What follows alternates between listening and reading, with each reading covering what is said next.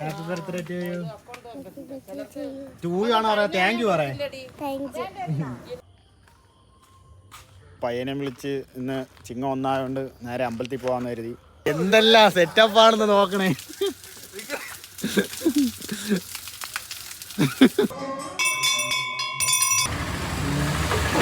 അപ്പം ഇന്ന് പുള്ളിക്കാരിയുടെ ബർത്ത്ഡേ ആണ്. അപ്പം ബർത്ത്ഡേ ആയതുകൊണ്ട് ഇപ്പം ഈ പോകുന്നത് കേക്ക് എടുക്കാനായിട്ടാണ്. ഒന്ന് സ്കൂളിൽ വെച്ച് മുറിക്കണം, അതായത് അവരെ ക്ലാസ്സിൽ വെച്ച് മുറിക്കണം. ഒന്ന് വന്നിട്ട് വൈകിട്ട് വീട്ടിലും വെച്ച് മുറിക്കണം. അപ്പം ഇനി നേരെ പോയി ചിറയൻകീഴുള്ളൊരു കടയിൽ നിന്നാണ് കേക്ക് എടുക്കണത്. അപ്പോൾ അവിടെ പോയി 2 കേക്ക് പോയി മേടിച്ചിട്ട് വരാം. കേക്ക് വാങ്ങാൻ എത്തിയിട്ടുണ്ട്. കേക്ക് നേരെ പേരെഴുതാനായിട്ട് കൊണ്ടുപോയി അവർ. അപ്പുറത്താണ് പേരെഴുതാൻ കൊണ്ടുപോയിരിക്കുന്നത്. ബാക്കി ഇനി സ്കൂളിൽ ചെന്നിട്ട് കട്ട് ചെയ്യണം, കാണിച്ചു തരാം കേട്ടോ.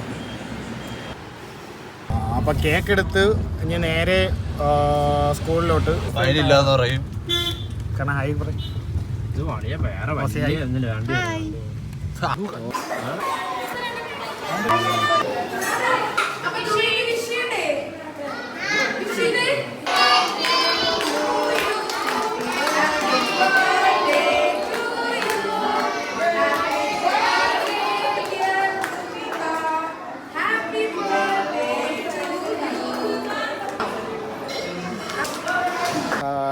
കേക്ക് കട്ടിങ് എല്ലാം കഴിഞ്ഞിട്ടുണ്ട്.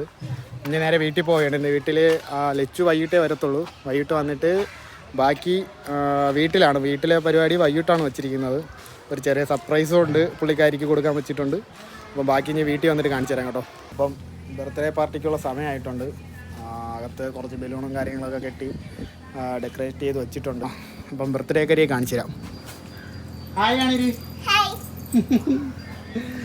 അപ്പോൾ ഇനിയിപ്പോൾ എത്ര മണിക്ക് കേക്ക് മുറിക്കണം? 5:30ക്കാണ്. പക്ഷെ സമയം ഇപ്പോൾ 5:30 ആയി. അതുകൊണ്ട് എപ്പോൾ മുറിക്കോതാ എടുക്കോതോ ഒന്നും പറയാൻ പറ്റൂല.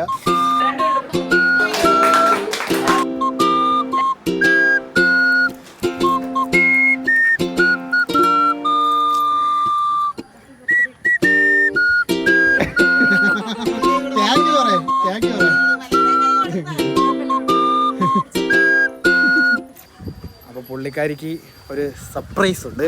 Surprise gift. അത് എന്തായിരുന്നു കാണിച്ചു തരാം. അവള് ഞെട്ടും. പുള്ളിക്കാരിക്ക് ഒത്തിരി ഇഷ്ടമാണ് കേട്ടോ ഈ സൈക്കിള്. അതുകൊണ്ട് സൈക്കിള് തന്നെ ആക്കി.